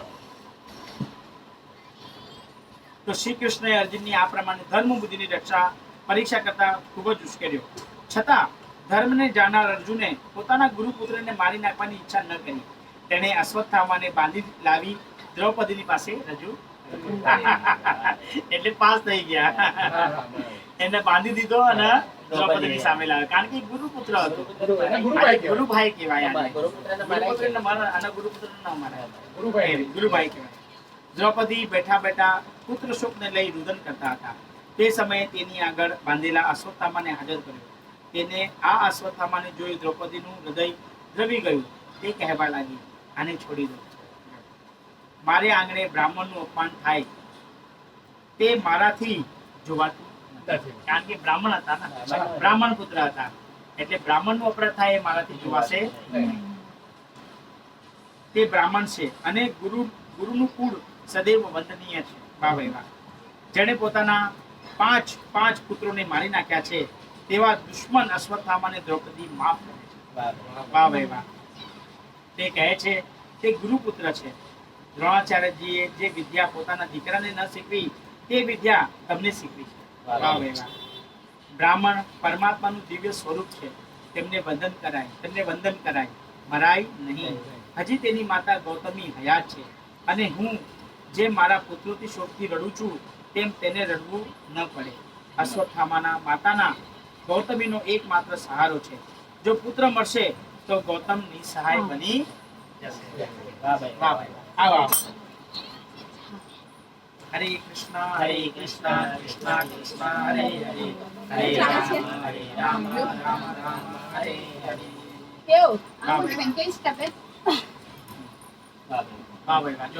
કેટલું મહત્વ છે બ્રાહ્મણના કુળનું, બ્રાહ્મણના વંશજનું. આજે દરેકનું મહત્વ છે. આજે વિચાર કરે છે કે મારા તો પુત્ર મરી ગયા તો હું શોકાતુર થઈશ અને રડી રહીશ, પરંતુ અગર આપણે અશ્વત્થામાને પણ મારી દેશું તો સ્વયં દ્રોણાચાર્યના પત્ની ગૌતમી હજુ સજીવિત છે, તો એ પણ આવી રીતે શોક મારી જેમ શોક વ્યક્ત કરશે. તો દ્રૌપદીનું આવું ધાર્મિક, દયાપૂર્ણ, સર્વોત્તમ વચન સાંભળી રાજા યુધિષ્ઠિરે તેમજ અન્ય કુટુંબીજનોએ તેની પ્રશંસા કરી, પણ ભીમસેને તેનો વિરોધ કર્યો. યુધિષ્ઠિર મહારાજના બધા ધર્મયુક્ત હતા, દયાના સાગર હતા અને ધર્મના પક્ષે હતા, તો એમણે એમના જે આ વિચાર હતા એમને પ્રશંસા કરી, પરંતુ ભીમસેનનો વિરોધ કર્યો. તે બોલ્યો, આનો તો નાશ કરવો જ તે જ ઉત્તમ છે, કારણ કે તેણે સુતેલા બાળકોને પોતાના રાજા માટે કે પોતાના માટે માર્યા નથી, પણ વ્યર્થ મારી નાખ્યા છે. આ તથા એને મારવાનું કોઈ પાપ નથી. ત્યારે શ્રી કૃષ્ણએ અર્જુનની સામે જોઈ કહ્યું, બ્રાહ્મણને અપમાનિત કરો, એનું અપમાન જ મરણ તુલ્ય છે. એટલે બ્રાહ્મણને આપણે અપમાનિત કરી દીધા એટલે એના માટે એ મરણ તુલ્ય. એટલે આપણે કહેતા કે સમુદ્રનું આપણે અપમાન કરી નાખીએ, હા, એને મારવા જેવો જ બરાબર છે. મૃત્યુ જ થઈ ગયું, મૃત્યુ થઈ ગયું, અપમાન થઈ ગયું એટલે મૃત્યુ થઈ ગયું.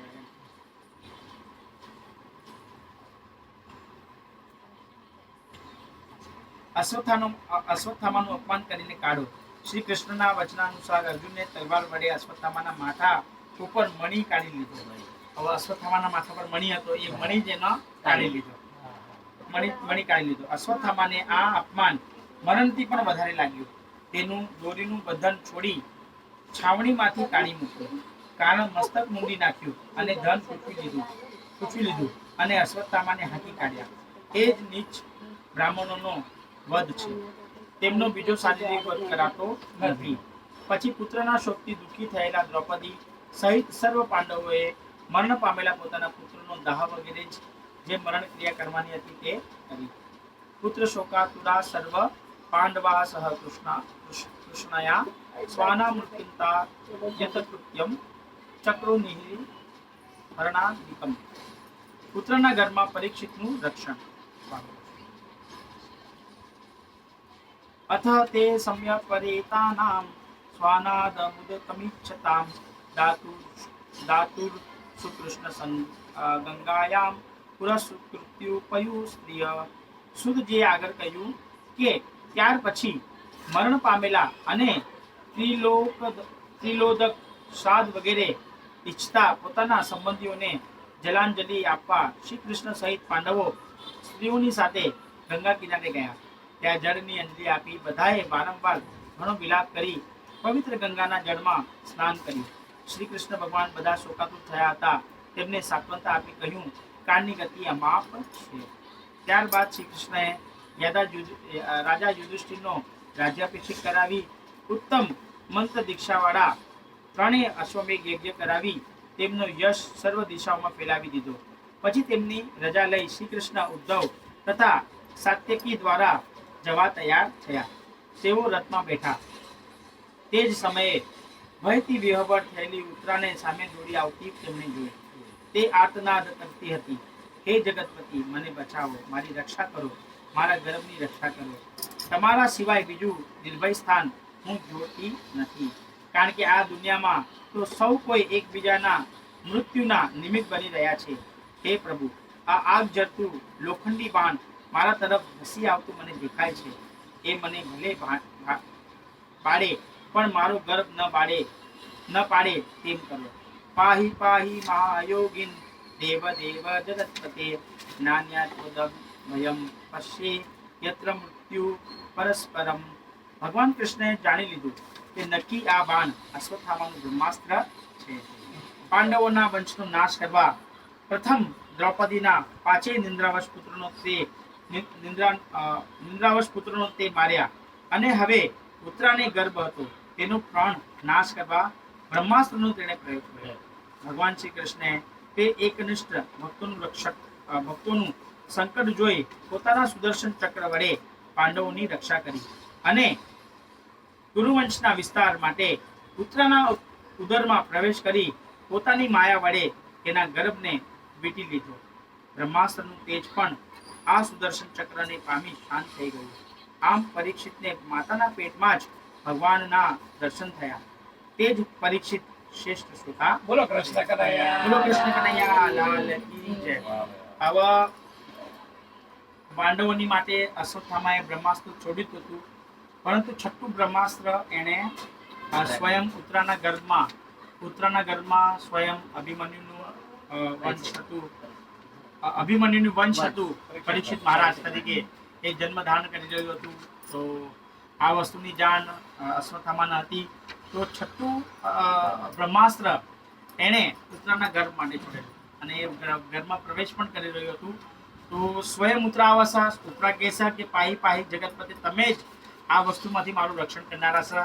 તો કૃષ્ણ ભગવાન કહેશે કે આ તારા 5 સસરા લોકો છે, બધા તારા સસરા લોકો, દાદા સસરા કહેવાય ને. તો એ બધા હમણાં જ કુરુક્ષેત્રમાં યુદ્ધમાં વિજય પામેલા છે, તો તું એની પાસે કેમ નહીં ગઈ? તો કહેશે એ લોકો મારવામાં જાણશે પણ કોઈને તારવામાં જાણતા નથી. તારનાર તો તમે સ્વયં પૂર્ણ પુરુષોત્તમ કૃષ્ણ છે. તો ભગવાન સ્વયં સુદર્શન ચક્ર લઈ અને સ્વયં કૌમુદીની ગદા લઈને, આજે મેં સાંભળ્યું, કૌમુદીની ગદા ધારણ કરીને ભગવાન સ્વયં ઉત્તરાના ગર્ભમાં જાય છે. તો વિચાર કરો કે ભગવાન સ્વયં ઉત્તરાના હૃદયમાં પણ છે એક રૂપે, સ્વયં પરીક્ષિતના હૃદયમાં પણ છે એક રૂપે, તેમજ રથ પર આરૂઢ થયા છે, તો ત્યાં પણ દરેકના હૃદયમાં પરમાત્મા તરીકે વિરાજમાન છે. અને ચોથા અવતાર તરીકે ભગવાન સ્વયં ઉત્તરાના ગર્ભમાં જાય છે. આ 1 2 4 નું કાર્ય ભગવાન સ્વયં કૃષ્ણ કરી શકે અને આટલા રૂપ ધારણ કરી શકે, બીજું કોઈ કરી શકે નહીં. તો આજે જ મેં સાંભળ્યું હતું કથામાં કે આ 4 રૂપ ભગવાને એક સાથે લીધા અને ભગવાન સ્વયં ઉત્તરાના ગર્ભમાં પ્રવેશ કર્યો. ભગવાને સ્વયં સુદર્શન ચક્ર લઈને અને કૌમુદીની ગદા લઈને. તો આ સુદર્શન ચક્ર દ્વારા કોઈ પણ વસ્તુનું શમન થઈ જાય છે. તો ભગવાને ત્યાં જે અશ્વત્થામાએ છોડેલું બ્રહ્માસ્ત્ર એનું શમન કર્યું. અને પરીક્ષિત મહારાજનો જ્યારે જન્મ થાય છે તો રડતા નથી. તો ભગવાન કહે છે કે આ કેમ નથી રડી રહ્યો? જેવી રીતે કે આપણે 3 ઇડિયટમાં જોયું હતું કે બચ્ચાનો જન્મ તો થઈ જાય છે પણ પેલો રડતો નથી. પછી કે ઓલ ઇઝ વેલ. તો અહીંયા ભગવાન થપથપાવે છે ભગવાન પરીક્ષિત મહારાજના, અને પછી પરીક્ષિત મહારાજ રડવા લાગે છે. તો પરીક્ષિતે સ્વયં ગર્ભમાં ભગવાનના દર્શન કર્યા હતા અને સુખદેવ ગોસ્વામીએ સ્વયં ભગવાનના ગર્ભમાં હતા ત્યારે ભગવાનના વચન એમણે સાંભળેલા. તો એક જેણે દર્શન કર્યા એ આજે શ્રોતા છે અને એક જેણે ભગવાનનું વચન સાંભળ્યું એ આજે વક્તા છે. તો સુખદેવ ગોસ્વામી સ્વયં વક્તા છે અને પરીક્ષિત મહારાજ સ્વયં શ્રોતા તરીકે બનીને આજે શ્રીમદ ભાગવતમની કથાનું શ્રવણ કરી રહ્યા છે. અને આજે વિચાર કરો કે ભગવાને સ્વયં ઉત્તરાના ગર્ભમાં જઈને, આજે ભગવાનની માતા પણ કોણ કહેવાય? ઉત્તરા કહેવાય. કેમ? કારણ કે એના ગર્ભમાં ભગવાને પ્રવેશ કર્યો. તો આજે ભગવાન અને ભક્ત આ બંનેની માતાનું સૌભાગ્ય અગર કોઈ સ્ત્રીને પ્રાપ્ત થયું હોય તો એ સ્વયં ઉત્તરા છે કે એમણે ભગવાન અને ભગવાનના ભક્ત તરીકે પરીક્ષિત બંનેને પોતાના ગર્ભમાં રાખ્યા છે, બીજા કોઈના ગર્ભમાં નથી રાખ્યા. તો ઉત્તરા આજે 16 વર્ષની કન્યા હતી અને એ 16 વર્ષની કન્યાએ આજે ભક્ત અને ભગવાન બંનેને પોતાના ગર્ભમાં રાખ્યા છે. તો આજે એમણે પોતાની કૂખને કેટલી ઉજવી હશે.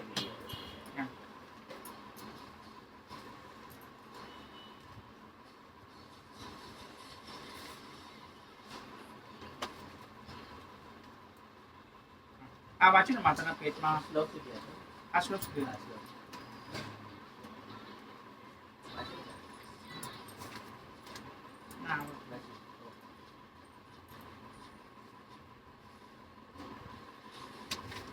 શ્રી કૃષ્ણ સુદર્શનથી બ્રહ્માસ્ત્રનું છેદન કરી પરીક્ષિતનું રક્ષણ કરી દ્વારકા જવા તૈયાર થયા. શ્રી કૃષ્ણે ભગવાનનો રથ જવાનો હતો તે રસ્તા પર આવી હાથ જોડીને ઊભા. કુંતાજી શ્રી કૃષ્ણને ભોયભા થાય એટલે શ્રી કૃષ્ણ રોજ કુંતાજીને વંદન કરે. આજે કુંતાજી શ્રી કૃષ્ણને વંદન કરે છે, તેઓ ભગવાનની સ્તુતિ કરે છે અને સુત જીવન આવે છે. વાહ ભૈયા. હવે અહીંયા કુંતાજીની સ્તુતિ છે કે ભગવાન રથ પર આરૂઢ થઈ ગયા દ્વારકા જવા માટે. રક્ષણ તો કર્યું પરીક્ષિત મહારાજનું. તો પરીક્ષિત મહારાજનું નામ પણ એટલે માટે પરીક્ષિત પડ્યું કે પરીક્ષિત બહાર આવીને બધાની પરીક્ષા કરતા હતા કે મારું ઘરમાં જ્યારે માતાના ગર્ભમાં હતો તો મને કોણે દર્શન આપ્યા અને કોણે મારી રક્ષા કરી. એટલે પરીક્ષિત મહારાજનું નામ પડ્યું પરિવત્તા ઈચ્છતિ, એટલે પરીક્ષિત કે ભગવાનની દરેકની પરીક્ષા કરતા હતા બધાની, એટલે એમનું નામ પડ્યું પરીક્ષિત. અહીંયા હવે ભગવાન સ્વયં દ્વારકા જવા માટે રથ પર આરૂઢ થાય છે. તો કુંતાજી ભગવાનના ફોઈ છે અને સ્તુતિ કરી રહ્યા છે. કુંતાજીની સ્તુતિનું બહુ મહત્વ છે આમાં. હવે કુંતાજીની સ્તુતિ છે, હવે એ બધી આખી પેલામાં છે, સંસ્કૃતમાં છે. બરાબર. તો આપણે આ અહીંયા વાંચીએ. શ્રી કુંતાજીની સ્તુતિ સંસ્કૃતમાં સર, બરાબર સર.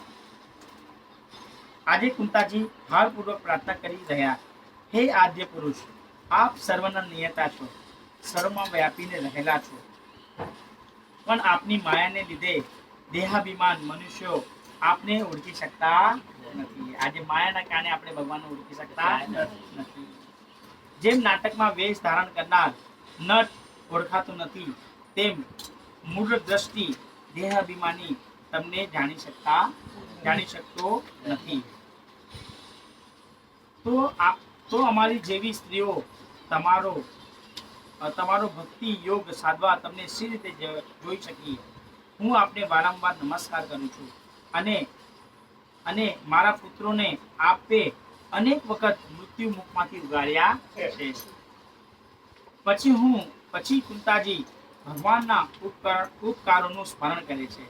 હું વિધવા થઈ, મારા બાળકો નાના હતા, ત્યારે જ નાથ તમે મારું રક્ષણ કર્યું હતું. હે હરિ, ભીમસેનને અપાયેલા ઝેરથી લાક્ષાગૃહના અગ્નિમાં પણ અમારું રક્ષણ કર્યું. હિડિંબા વગેરે રાક્ષસોના ત્રાસથી જુગારીઓની સભામાંથી વનવાસમાં દુઃખોમાંથી પ્રત્યેક યુદ્ધમાં અનેક મહારથીઓના અસ્ત્રોથી અને છેલ્લે અશ્વત્થામાના બ્રહ્માસ્ત્રથી તમે અમારું રક્ષણ કર્યું છે. હે જગતના ગુરુ, હું પ્રાર્થના કરું છું કે સર્વ દેશકાળના અમારા ઉપર ભલે નિરંતર વિપત્તિઓ આવી પડે કે જેથી અમને આપના જ દર્શન થયા કરે અને તમારું વિસ્મરણ થાય જ નહીં. તમને હું કાળ સ્વરૂપ માનું છું, કારણ તમે સર્વના નિયતા, આદિથી અંતરહીન, સર્વના પ્રભુ, સર્વત્ર સમાન રીતે વિચારનારા અને પ્રાણીઓના જે પરસ્પર કવિશ્રી મિત્રતા થાય છે તેના નિમિત્ત માત્ર આપ જ. હવે કુંતી માતાની જે સ્તુતિ છે બહુ જ મહત્વની સ્તુતિ છે અને આ સ્તુતિમાં કુંતી માતાએ ભગવાનને પ્રાર્થના કરી છે કે તમે દરેક વખતે અમારી સહાય કરાય. આજે લાક્ષાગ્રહમાં જે લાકથી બનાવેલો કે ભડકે જ બળી જાય તો એ સમય પર બી તમે, અને ખરેખર અગર કાકાઓમાંથી શ્રેષ્ઠ કાકા કે જેમણે પાંડવોનું હંમેશા હિત જ ચાહ્યું છે તે સ્વયં વિદુરજી હતા. કે લાક્ષાગ્રહમાં પણ એમને જાણ થઈ ગઈ હતી ને એમણે પોતાના મંત્રી દ્વારા સંદેશ આપી દીધો હતો કે ક્યારે પણ આ થઈ શકે છે, તો તમે એક રસ્તો એવો કાઢજો કે ત્યાંથી તમે નાસી શકો. તો સ્વયં લાક્ષાગ્રહમાંથી તમે અમારી રક્ષા કરી. તમે એની પછી લાક્ષાગ્રહમાંથી રક્ષા કરી, સાથે સાથે ભીમના ઝેરના લાડુ ખવડાવી દીધા, ખીર ખવડાવી દીધી હતી. એ પાતાલોકમાં ચાલે ગયા તો ત્યાંથી તમે ભીમની રક્ષા કરી. એની પછી અશ્વત્થામાના બ્રહ્માસ્ત્રથી તમે રક્ષા કરી. વનમાં અમે હતા ત્યારે વનમાં તમે અમારી રક્ષા કરી. ઇવન આપણે દુર્વાસા મુનિ આવ્યા હતા પોતાના 10,000 શિષ્યોને લઈને, ત્યારે એમના એ શાપનો લાભ મળી જાય અને અક્ષય પાત્ર તમે સૂર્યદેવ પાસેથી અપાવ્યું, તો એ વસ્તુમાંથી પણ તમે અમારી રક્ષા કરી કે તમે આવ્યા, એક દાણો ખાધો ને આખી સૃષ્ટિના જીવ માત્ર સંતુષ્ટ થઈ ગયા, તૃપ્ત થઈ ગયા. તો આ રીતે તમે અમારી દરેક રીતે તમારી રક્ષા કરી છે. તો કુંતી માતાએ પણ જો માંગ્યું તો દુઃખ જ માંગ્યું કે દુઃખ અગર તમે મને આપશો તો જ તમારું નિરંતર અમે સ્મરણ કરી શકશું. વિચાર કરો કે આજે માણસ સુખ શાંતિ માંગે, અનેક પ્રકારની સંપત્તિ માંગે ભગવાનની પાસે કે અમે સુખી થઈએ, અમારું કોઈ દિવસ અહિત ન થાય, અમારા ઘરમાં કુટુંબની ધન ધાન્યની વર્ષા રહે તો અમે સારી રીતે અમારું જીવન યાપન કરી શકીએ. પરંતુ એ બધું છોડીને પણ કુંતી માતા સ્વયં ભગવાનના બુવા સર, ભાઈ કોઈ સર, વસુદેવજીના બેન સર, અને એ આજે ભગવાનની પાસે દુઃખ માંગી રહ્યા છે. તો અવિચલ રીતે અને સતત સમયે અમે તમારું સ્મરણ કરી શકશું. તો ભગવાનની પાસે સ્વયં કુંતા માતાએ દુઃખ માંગ્યું છે.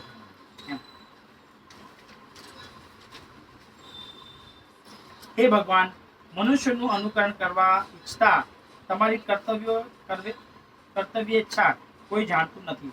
તમારી મન કોઈ પ્રિય કે કોઈ શત્રુ નથી, પરંતુ મનુષ્યની બુદ્ધિ તમારામાં વિષમ થાય છે, જેથી આપને અનુગ્રહ કરતા થતા નિગ્રહ કરતા માને છે.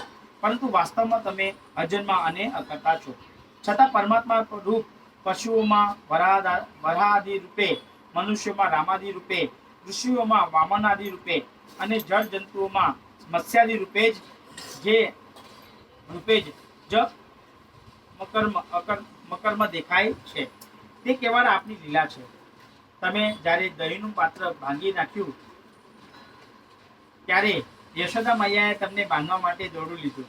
તે સમયે જેનાથી ભયને પણ બીક લાગે એવા તમે અશ્રુઓથી મિશ્ર અંજનવાળા ભયભીત નેત્રવાળું મુખ નીચું નમાવી ભયના કારણે ઊભા હતા. તે દશા મને મોહ ઉપજાવે છે. વાહ ભાઈ વાહ. તો એક દિવસ કુંતા માતા સ્વયં ગોકુળમાં જાય છે. તો ગોકુળમાં જાય છે તો યશોદા માતા ખૂબ ભગવાન દામોદર લીલાનું મહત્વ બતાવ્યું છે. આમાં દામોદર લીલાનું મહત્વ બતાવ્યું છે કે કુંતામાં સ્વયં યશોદા માતાએ તમે મસ્તી કરતા હતા તો તમને ઉખલથી બાંધી દીધા હતા. હવે તમે ભયના પણ તમે સ્ત્રોત છે. કાળ તમારાથી ઉત્પન્ન થાય છે અને આજે તમે ભૌતિક લીલા કરી રહ્યા છો અને આજે તમે જે કાળ તમારાથી ડરે છે આજે તમે એનાથી ભયભીત થઈ રહ્યા છે. તો આ અને એ જોઈને મને મોહ થાય છે કે ભગવાન આ તમે કેવી લીલા કરી રહ્યા છે. એમ કે ભગવાનને કોઈ બંધન હોતું નથી, ભગવાનને કોઈ બાંધી શકતું નથી, પરંતુ ભગવાન અગર બંધાય તો પ્રેમવશ બંધાય છે. આજે યશોદા માતાએ પણ ભગવાનને બાંધ્યા તો અનેક પ્રકારની ભગવાન યશોદા માતાએ દોરડા મંગાવ્યા કે દોરડું લાવો. જેવું બાંધવા જાય તો બે ઉંગળી જ ઓછું પડી જાય દોરડું ભગવાનના બાંધવા માટે. તો પેલી ગોપી લોકો કે હે માતા યશોદા તમે એને બાંધો નહીં. એના કર્મ બંધન જ નથી કે સર. અરે શું વાત કરો છો કે સર, એને મેં આ જાંગીઓ પહેરાવ્યો છે, એના મેં આ કરકમળ બાંધેલું છે કે સર. હા, તો એ કેવી રીતે બંધાયું કે સર? તો બીજી રસી લાવો. તો ભગવાન સ્વયં યશોદા માતાના પ્રયાસ જોવા છે અને પછી ભગવાન પોતાની કૃપા વરસાવશે. તો આ જેટલા પણ દોરડી લાવ્યા હતા અને બાંધ્યા હતા ભગવાનના ઉકલથી, તો એમાં બે જ આંગળી કામ આવતી હતી. તો એ બે આંગળીનું રહસ્ય આ છે કે ભગવાન પોતાના પ્રયાસ ભક્તોના પ્રયાસ જોશે અને બીજી આંગળીનું મહત્વ છે કે ભગવાન પછી પોતાની કૃપા વરસાવ.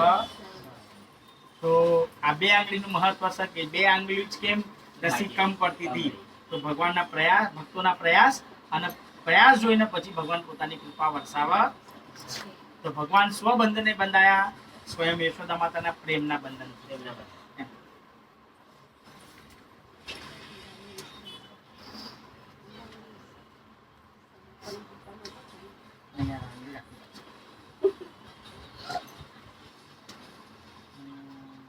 તે સમયે જેનાથી ભયને પણ બીક લાગે એવા તમે અશ્રુઓથી મિશ્ર અંજનવાળા ભયભીત નેત્રોવાળું મુખ નીચું નમાવી ભયના કારણે ઊભા હતા.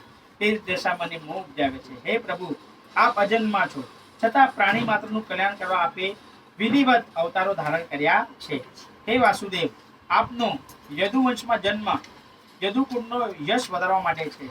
કોઈ કહે છે દેવકીએ પૂર્વજન્મમાં પ્રાર્થના કરી હતી, તેથી તમે આ જગતનું કલ્યાણ કરવા તથા રાક્ષસોનો નાશ કરવા તેમના પુત્ર રૂપે જન્મ્યા છો. કોઈ કહે છે કે અસુરોના અત્યંત ભારથી પીડાતી પૃથ્વીનો ભાર ઉતારવા બ્રહ્માની પ્રાર્થનાઓથી આપે અવતાર લીધો છે. જ્યારે કેટલાક કહે છે કે જીવોના અજ્ઞાન દૂર કરવા આપ પધાર્યા છો. હે પરમાત્મા, જે મનુષ્યો તમારું ચરિત્ર વારંવાર સાંભળે, ગાય અને શ્રોતાઓને કહી સંભળાવે છે, તેનું સ્મરણ કરે છે અને બીજાઓ વર્ણવે ત્યારે અભિનંદન આપે છે, તેવો જ આ જગતમાં પ્રવાહો શાંત કરનારા તમારા ચરણ કમળમાં તરંત દર્શનનો લાભ મેળવે છે. હે ગોવિંદ, હે યોગેશ્વર, અમને આપના ચરણ કમળ વિના બીજો કોઈ આશ્રય નથી. જોયું કે ભગવાનના ચરણ કમળનો અગર આપણે આશ્રય લઈ લીધો તો પછી આપણને કોઈનો આશ્રય લેવાની જરૂર પડતી નથી. એટલે ભગવાનનું ચરણ આપણને મળી જશે તો આપણને દરેક વસ્તુનું પ્રાપ્ત થઈ જશે. તો શું આપ અમને અનાથ જેવા મૂકીને ચાલ્યા જશો? તમારા વિના પાંડવો સુખશે નહીં. તમારી લીધે અમે બધા સુખી છીએ. તમે અમારો ત્યાગ ન કરો. હે કૃષ્ણ, હે અર્જુનના મિત્ર, હે યાદવમાં શ્રેષ્ઠ, હે ગોવિંદ, હે સર્વના ગુરુ, તમને હું ફરીથી વંદન કરું છું. સુતજીએ કહ્યું કે કુંતાજીએ આવા મધુર વાક્યોથી જેમના સમગ્ર મહિમાની સ્તુતિ કરી હતી એવા શ્રી કૃષ્ણ જાણે માયાથી મોહિત કરતા હોય તેમ મંદ બંધ હસતા કહ્યું, બહુ સારું, એમ સ્વીકારી પાછા હસ્તિનાપુરમાં પ્રવેશ કરી પછી સુભદ્રા વગેરે સ્ત્રીઓની સંમતિ લઈ તેઓ પોતાના નગર દ્વારકા જવા તૈયાર થયા. ત્યારે રાજા યુધિષ્ઠિરે તેમને પ્રેમથી અટકાવ્યા. શ્રી કૃષ્ણએ તેમને ઘણા ઇતિહાસો ઘણું સમજાવ્યા. છતાં શોકમાં ડૂબેલા રાજા યુધિષ્ઠિરને મિત્રો, સગા સંબંધીઓ, ગુરુઓ, બાળકો અને બ્રાહ્મણોના વધ કરવાનો વિચાર ખૂબ શોકાતુર બનાવે છે. તેઓ આ નાશ માટે પોતાનો કરોડો વર્ષે પણ નરકમાંથી છુટકારો નહીં થાય તેવું માને છે. જેમ ઘટ કાદવથી કાદવવાળું જળ સ્વચ્છ કરી શકાતું નથી, તેમ કેવળ પ્રમાદથી થયેલી એક પ્રાણીની હિંસા પણ બુદ્ધિપૂર્વક કરેલા હિંસામય યજ્ઞોથી દૂર થવા યોગ્ય નથી. યથા પંકેન પંકામભ્ય સૂર્યાજ જવાસુરાકૃતમ વૃત્ત હત્યા તથે વૈત્યા ન યજ્ઞમાસ્તુ મહિતિ મહિતિ. બોલો ગાઈસ, લાલ કી જય. ઓકે, લાવ મંદિર લાવ. ભાગવતમની આરતી બી છે, જે આજે કાઢી નથી. આરતી બી આવે છે ભાગવતમની, તો આપણે આરતી કાઢશું. એ આમળતો નથી, ખાલી આમાં જ આવે છે. મંજીરા વગાડવા જ આવે છે. તે તો આટલું જ આવે છે આગળ. હા એટલે નાનું છે. એક મોનું કાલે દેતા હો. મોટું પદ મને મંદિરમાંથી આપ્યું છે. આ કાલે દેતા લીધો. મોટું છે પણ એ પણ મોટું છે. જે ભગવાનને પહેરાવવામાં આવે છે ને, પછી બીજા દિવસે કાઢી લે છે ને, ઓકે. તો એ બે પંખ આપ્યા હતા. પછી મારો બર્થડે હતો ને ત્યારે આપ્યા છે. આપણે થોડુંક પ્રસાદીમાં આવવા દો જીતલભાઈ. પ્રસાદ તો સર ના કાકા. પ્રસાદી આવી ગયા. સર ના આપી સર ને પ્રસાદ. બરાબર. અરે પ્રસાદી કરી. ચાલો, બહુ સરસ સાહેબ. બહુ મસ્ત. અરે ચાંચડા પ્રસાદ ખાવાનું બહુ મસ્ત. ભીષ્મએ યુધિષ્ઠિરને આપેલો ધર્મ ઉપદેશ. એટલે વધારે બધું આપ્યું છે, શોર્ટમાં આપ્યું છે. શોર્ટમાં ભલે આપ્યું. હવે આ જેટલી પણ સ્તુતિઓ છે ને, એનું આપણા મંદિરમાં એક એક પૂર્ણ વર્ણન. શ્લોકની પણ પૂર્ણ વર્ણન છે. આવડી જો લીધી હોત ને, હા, તો એમાં એક અધ્યાયમાં આવશે. એમાં બધું શ્લોક. એમાં બધા આવશે. જેમ મહાભારતમાં કુંતાજીનો વિલાપ છે ને, હા. હા. મોર્નિંગ બનતી છે. કુંતી માતાનું નામ છે. અંશિકા બી આવી છે ને? તો હવે જો જન્મ મોટાને બસ સરસ તે મોટા છે ને બધા આવા લોકો ચાલે ને. ડોક્ટર લોકો સમજી શકે. હા. જો તારે હું કીધું જો છોડેલો કીધું. પ્રસાદી કરી નાખો. આપણે થોડું કીર્તન કરી ના નાખો. થોડું કીર્તન કરીએ. રાધે ગોવિંદ ભજ મન કી રાધે રાધે ગોવિંદ જય મન કી રાધે. જય રાધે જય રાધે જય રાધે જય રાધે.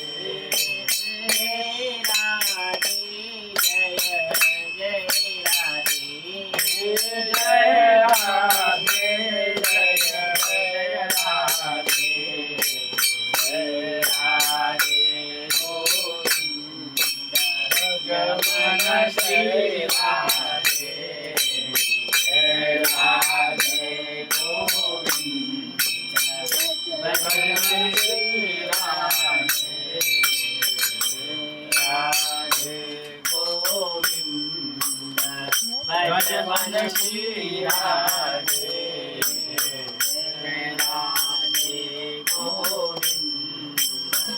ભગવાન શ્રી રાધે.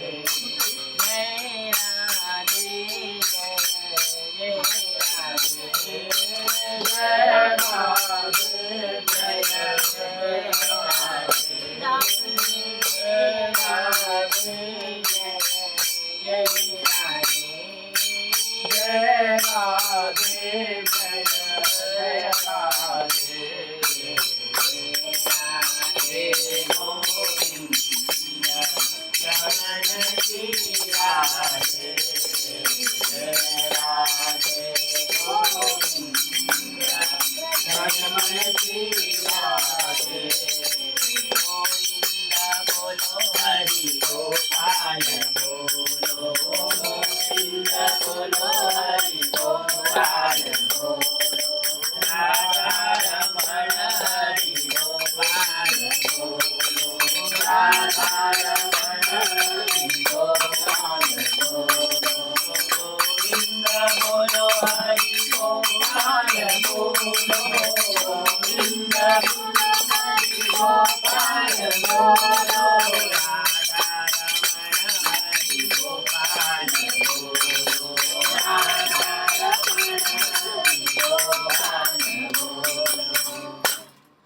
પ્રેમે પરોણા ઘરે આવો રે ગોપાલા ઓ નંદલાલા પ્રેમે પરોણા ઘરે આવો રે ગોપાલા ઓ નંદલાલા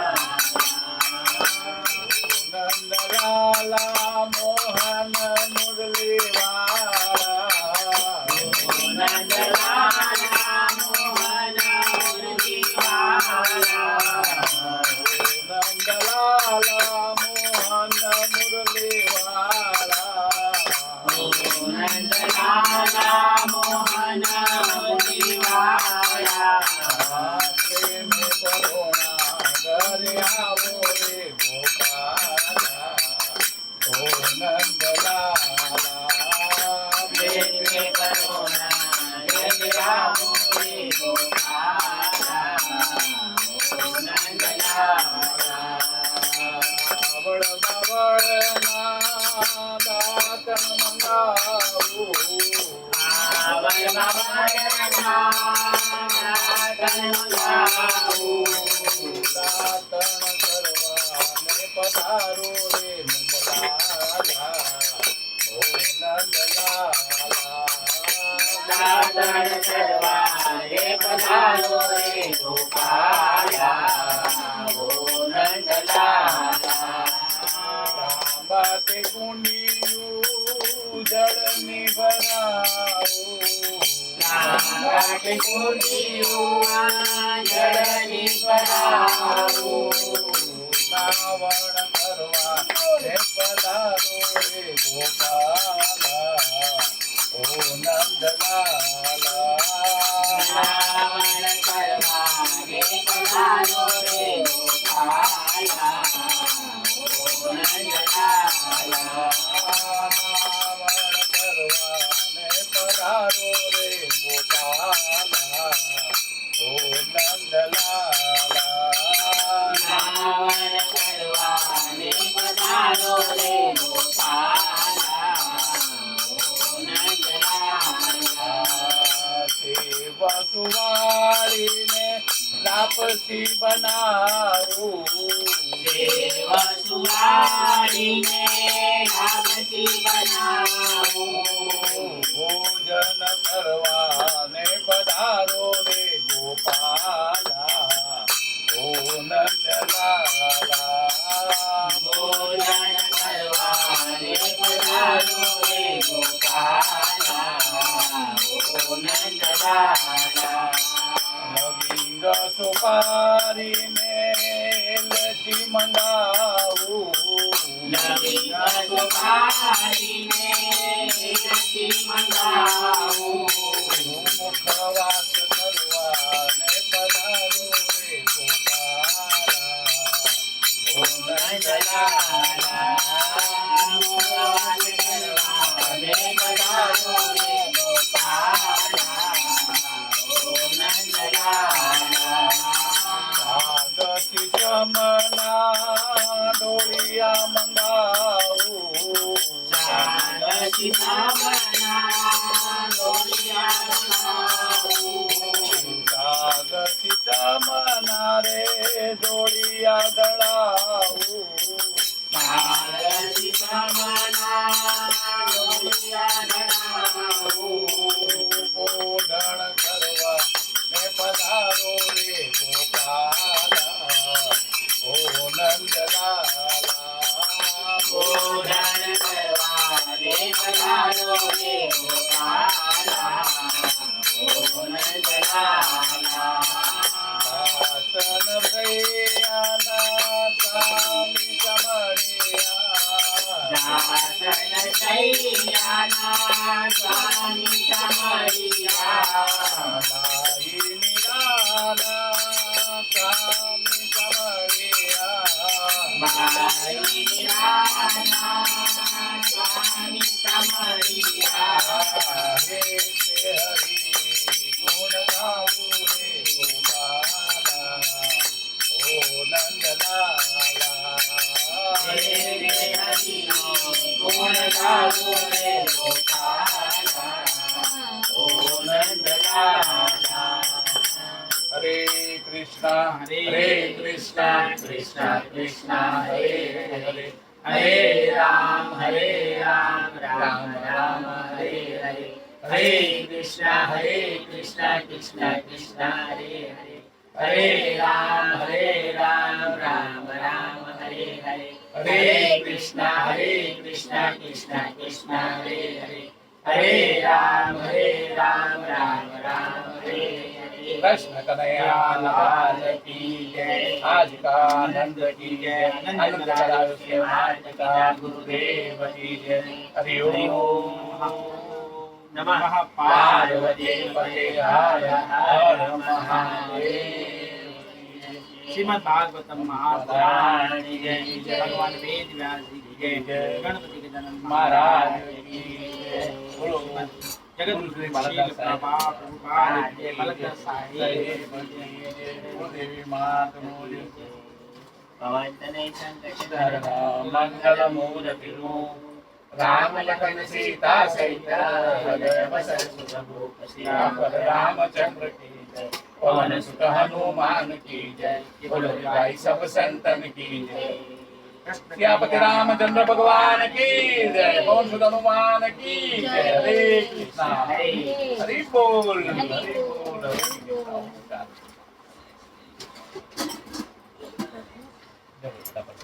कृष्णा नीचे तो कृष्णा प्रसाद लेते बेटा એને પેટમાં પેટમાં દુખે દુખાય છે. છે. એટલે હું થયું? હું શું થયું? પાછું એના? ખબર નહીં આજે બપોરથી જ ચાલુ છે पेट में क्यों બાથરૂમ નહીં બરાબર એના બાથરૂમ થતું નથી કાકી. એને અડધી સાયકલો પણ પીવડાવી દો ને. ના છે ને પણ તો પછી આપી જશે છે આ એ દવા લાડુ મૂકી દે. એક લાડુ મૂકી દે. લોસ ચાલ પીળે પીળે કરતા. કઈ? આ આવ્યું હતું. એ એ અમને આને લખીને આપેલી હા. આ સવંશે કામ કારનું ઓપરેશન કરેલું શૈલેષ પાંડે લખીને આપેલી આ. આવ્યું એ દુખાવાની છે. હા. પછી એના પછી વિક્રમે આપી પછી પેલા એ પાર્લા વાળાએ આપી ચડાવવાને ચડાવી દીધા. દુખાવાની છે બેન પ્લેન પ્લેસ પ્લસ એ પ્લસ જેવા જ છે હાલો રાધે રાધે રાજી બોલ અરે લડ્ડુ હાલે ને હરી બોલ હા, લો. अच्छा आले बेटा लाडू लेके अरे तू कृष्णा तो ले गया लाडू आपको अरे ले ले आपको लाडू ले